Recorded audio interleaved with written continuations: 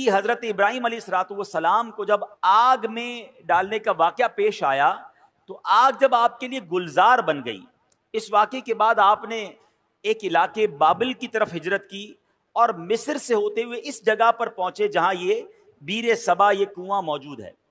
اس وقت حضرت ابراہیم علیہ الصلوۃ والسلام کی عمر جوانی کی عمر تھی۔ اللہ پاک نے آپ کو بہت سارا مال عطا فرمایا۔ آپ کے پاس مویشی جو تھے، گائے، بھینسیں اور دیگر جانور بہت زیادہ ہو گئے تھے، یہاں تک کہ لوگ آپ کو شیخ صالح، نیک بزرگ کے نام سے پکارتے تھے۔ اللہ کے آپ نبی بھی تھے تو آپ سے بڑی لوگ محبت کرتے تھے، آپ کو شیخ صالح کہہ کے پکارتے تھے۔ اب یہ ہوا کہ آپ کی کچھ لوگوں نے بے ادبی کی اور آپ سے کہنے لگے کہ آپ یہاں سے چلے جائیں۔ حضرت ابراہیم علیہ الصلوۃ والسلام نے کوئی لڑائی جھگڑا نہیں کیا، اپنا سامان اٹھایا اور آپ اس علاقے سے چلے گئے اور جبرون نامی شہر تشریف لے گئے، جس کو آج کل اس شہر کو الخلیل کہتے ہیں۔ بہرحال اللہ کریم انبیاء کرام کی یہ ادبی کیسے معاف فرماتا؟ اللہ پاک تو اپنے نبیوں سے بڑی محبت فرماتا ہے، رب کریم بے ادبوں کو ضرور سزا دیتا ہے۔ اب کیا ہوا کہ اس علاقے کے لوگوں کو یہ سزا ملی کہ جب وہ اس کنویں کے پاس پہنچے جہاں سے پانی لیتے تھے، وہ سارا کنواں جو ہے وہ سوکھ گیا تھا، بلکہ اس شہر میں جتنے بھی کنویں تھے سارے ہی سوکھ گئے تھے۔ یہ لوگ بڑے پریشان ہوئے کہ پانی کا ایک قطرہ نہیں، کدھر گیا پانی؟ تو کچھ لوگوں نے کہا کہ شیخ صالح کی بے ادبی کی ہے، اللہ کے نیک بندے کو ہم نے تنگ کیا ہے، یہ ہو سکتا ہے اسی وجہ سے بے ادبی کی ہمیں سزا ملی ہے۔ اب یہ لوگ پھر حضرت ابراہیم کی بارگاہ میں حاضر ہوئے، معافی مانگنے لگے کہ حضور ہمیں معاف کر دیں، ہم نے آپ کو باہر نکال دیا، حضور واپس آ جائیں، اس شہر میں پھر کرم فرمائیں۔ حضرت ابراہیم علیہ السلام نے کہا کہ میں تو نہیں آتا، اب تم میری 7 بکریاں لے جاؤ، ایک ایک بکری کو ایک ایک کنویں کے پاس کھڑی کر دو، جیسے ہی وہ بکریاں کنویں کے پاس پہنچے گی انشاءاللہ کنویں میں پانی واپس آ جائے گا۔ اب یہ لوگ 7 برکت بکریاں لے کر واپس آئے، جو ہی انہوں نے بکریوں کو کنویں کے پاس کھڑا کیا، اللہ کی رحمت دیکھیں اسی وقت کنویں ابل پڑے اور دیکھتے ہی دیکھتے پانی سے کنویں بھر گئے۔ اسی وجہ سے اس مقام کا نام بیر سبا یعنی 7 بکریوں والا کنواں، یہ نام مشہور ہو گیا۔ میرے پیارے اسلامی بھائیوں، اس واقعے سے کیا سیکھنے کو ملتا ہے؟ پہلے تو حضرت ابراہیم علیہ الصلوۃ والسلام کی کیا شان ہے، جو ذوالحجہ کا مہینہ ہے حضرت ابراہیم کی ہمیں یاد دلاتا ہے۔ جتنے حج کے ارکان ہیں اس میں حضرت ابراہیم کی، حضرت اسماعیل کی، بی بی ہاجرہ کی یادیں ہیں۔ صفا مروہ پر جائیں تو بی بی ہاجرہ کی یاد آتی ہے، اور سبحان اللہ آپ ابو الانبیاء ہیں۔ یاد رکھیے حضرت ابراہیم کے بعد جتنے بھی انبیاء آئے اس دنیا میں، سب کے سب حضرت ابراہیم علیہ الصلوۃ والسلام کی اولاد میں سے ہیں۔ حضرت ابراہیم کا مقام سرکار دو عالم صلی اللہ تعالی علیہ وسلم کے بعد کائنات میں سب سے افضل اگر کوئی ہستی ہے تو وہ حضرت ابراہیم علیہ الصلوۃ والسلام ہیں۔ اور سبحان اللہ حضرت ابراہیم کی جہاں اور بہت ساری برکتیں ہیں، آپ کی ایک اور شان یہ بھی ہے کہ آپ کا جو چہرہ انور ہے وہ سرکار دو عالم علیہ الصلوۃ والسلام سے بڑی مشابہت رکھتا تھا۔ میرے آقا علیہ الصلوۃ والسلام فرماتے جس کو ابراہیم کو دیکھنا ہو وہ مجھے دیکھ لے۔ ہیں نبی پاک کے چہرہ انور سے حضرت ابراہیم علیہ الصلوۃ والسلام کا چہرہ بڑا ملتا۔ تو سبحان اللہ، ایک تو ان کا مرتبہ اتنا بڑا، تو پتہ چلا کہ اللہ والوں کی، اللہ کے نیک بندوں کی اگر بے ادبی کی جائے تو پھر رب عز و جل برکت اٹھا لیتا ہے، پھر اللہ اسے سزا دیتا ہے۔ علماء کرام موجود ہیں، میرا تو بہت چھوٹا سا مطالعہ ہے مگر 2 ہی چیزوں کے بارے میں پڑھنے کا موقع ملا کہ 2 برے کام ایسے ہیں، اگر کوئی بندہ ان 2 برے کاموں میں سے کوئی کام کرتا ہے تو اس کے بارے میں فرمایا یہ کام کرنے والا ایسا ہے کہ اللہ اس سے جنگ کا اعلان فرماتا ہے۔ یہ کتنے بڑے برے کام ہوں گے؟ وہ 2 برے کام کون سے ہیں؟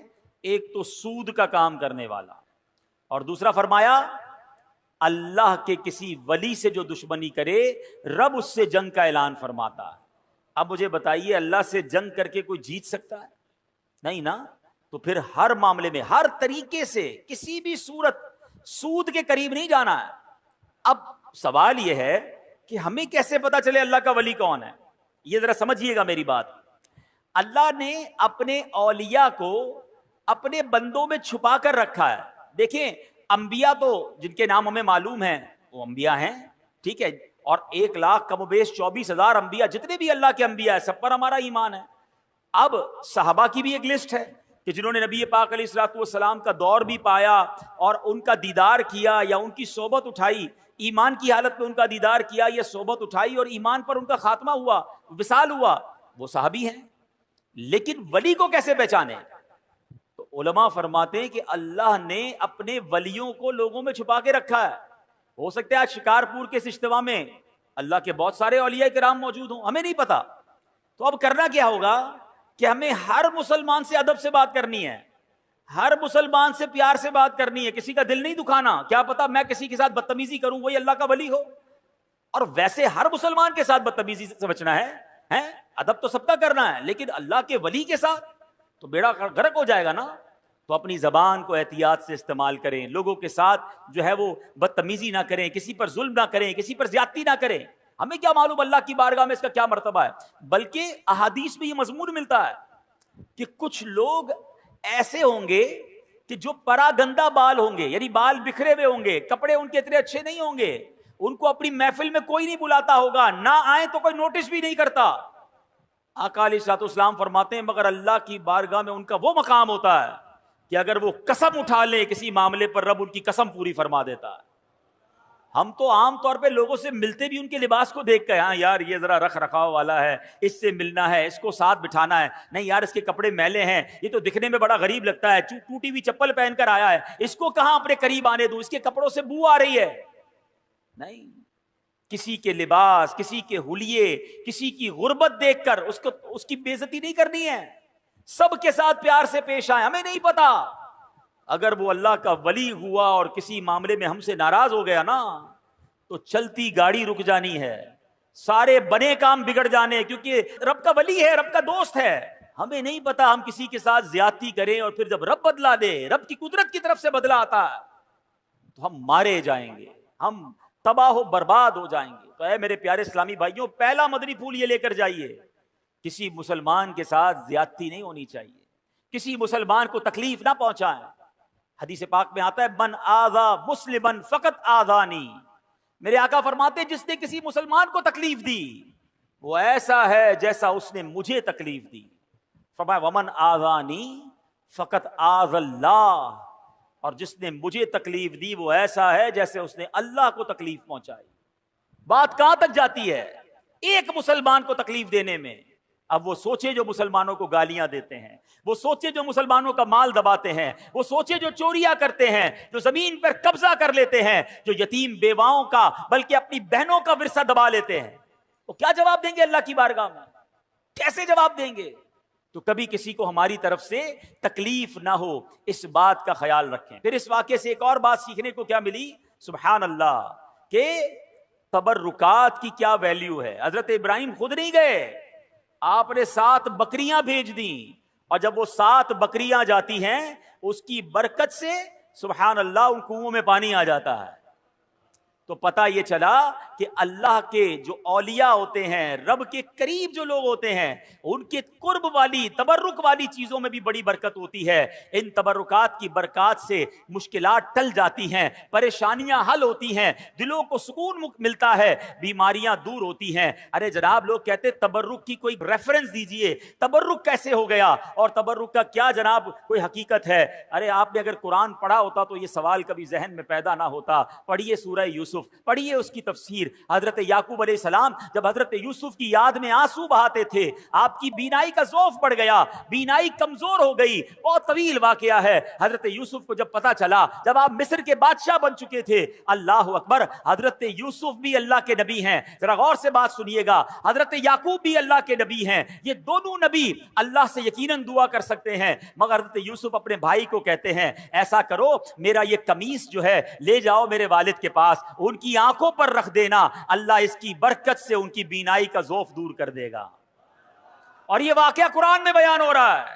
اگر تبرک کی ویلیو نہ ہوتی تو حضرت یوسف دعا فرماتے، یقیناً اللہ کے نبی ہیں، وہ دعا فرماتے، اللہ ضرور دعا کرم فرماتا، مگر سبحان اللہ یہ قرآن کا واقعہ بتا رہا ہے کہ اللہ والوں کی نسبت رکھنے والی چیز میں اللہ کریم نے اپنی رحمتوں سے برکت ڈالی ہے۔ تو تبرک کی اہمیت سمجھیے، اور اللہ والوں کا اگر کوئی تبرک مل جائے تو اس کا ادب کرنا چاہیے۔ ایک جملہ یاد کر لیجئے، با ادب با نصیب اور بے ادب بد نصیب جو ادب نہیں کرتا اس کو برکتیں نہیں ملتی. سبحان اللہ. حضرت ابراہیم کی بات چل رہی ہے قرآن مجید فرقان حمید میں. تبرکات کی بات ہو رہی ہے نا. آؤ ایک اور تبرک کے بارے میں بتاتا ہوں جس کا ذکر قرآن میں موجود ہے اور جس تبرک کو دیکھنے کی بلکہ اس کے قریب نماز پڑھنے کی ہر مسلمان کے دل میں آرزو ہوتی ہے. اور وہ کون سا تبرک ہے؟ اللہ قرآن میں فرماتا ہے وَاتَّخِذُوا مِن مَقَامِ إِبْرَاهِيمَ مُصَلًّى. اور اے مسلمانوں تم ابراہیم کے کھڑے ہونے کی جگہ کو نماز کا مقام بناؤ. مقام ابراہیم کیا ہے؟ ایک پتھر ہے. حضرت ابراہیم علیہ الصلوۃ والسلام اس پتھر پر کھڑے ہو کر کعبے کی آپ نے تعمیر فرمائی اور سبحان اللہ یہ کمال کا پتھر ہے. اب دیکھیے آج شکارپور کے اس فیضان مدینہ میں ہم بیٹھے ہیں. اس کی چھت جب بنی ہوگی کسی انسان کا ہاتھ تو نہیں پہنچا ہوگا نا, کوئی نہ کوئی لفٹ لگائی گئی ہوگی. اس کے بعد وہ شٹرنگ لگاتے ہیں, مزدور اوپر چڑھتے ہیں اور چڑھ کر کام کرتے ہیں. اگلا فلور ہو تو ایک اور لفٹ لگائی جاتی ہے. جتنا قد ہوتا ہے وہاں تک بندے کا ہاتھ پہنچتا ہے, اس کے اوپر کے لیے کسی لفٹر کی ضرورت پڑتی ہے. سبحان اللہ 5000 سال سے پرانی بات ہے جب حضرت ابراہیم کعبے کی تعمیر کر رہے تھے. بتاؤ نا حضرت ابراہیم نے یہ قد سے اوپر پتھر کیسے رکھے ہوں گے؟ سبحان اللہ. تفاسیر میں یہ ملتا ہے کہ جس پتھر پر حضرت ابراہیم کھڑے ہو کر کعبے کی تعمیر کر رہے تھے حضرت اسماعیل پتھر پکڑاتے جاتے, حضرت ابراہیم پتھر رکھتے جاتے, اور جب یہ دیوار اونچی ہو جاتی مقام ابراہیم بھی اونچا ہوتا چلا جاتا. مقام ابراہیم جو پتھر ہے وہ لفٹ کا کام کرتا تھا, وہ اونچا ہو جاتا. آپ اوپر پتھر رکھتے, جب نیچے پتھر رکھنا ہوتا وہ پتھر نیچے آ جاتا. سبحان اللہ یہ کیسا معجزہ ہے. بلکہ سنو 5000 سال کے بعد بھی آج بھی اپنی آنکھوں سے جب آپ مقام ابراہیم کا دیدار کرتے ہیں نا تو حضرت ابراہیم کے قدموں کے نشان آج بھی نظر آتے ہیں. اللہ نے اس تبرک کو کیسے باقی رکھا ہے, اس کی حفاظت کا کیسے انتظام کیا ہے. جناب 400-500 سال 700-800 سال میں عمارت تباہ ہو جاتی ہے, عمارت مخدوش ہو جاتی ہے, گرنے کے قریب ہو جاتی ہے.